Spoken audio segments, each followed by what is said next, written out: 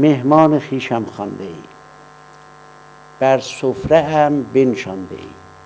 گفتی بیا خونه ما نهار، سر سفره ام منو نشاندی، گوشم چرا گیری اگر من گوشه نان بشکنم؟ پس چرا سر به سرم میذاری؟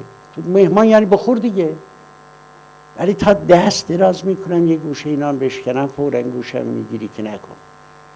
گوشم چرا گیری اگر من گوشه نان میخورم؟ همدم خواهیش باعث شد تنها نماند در عالمی که در حوزه شریعت بود، شاید تنها بود، ولی از لحظه‌ای که وارد عوالم خاص خودش میشه همیشه با یکی هست و با دست یکی هست.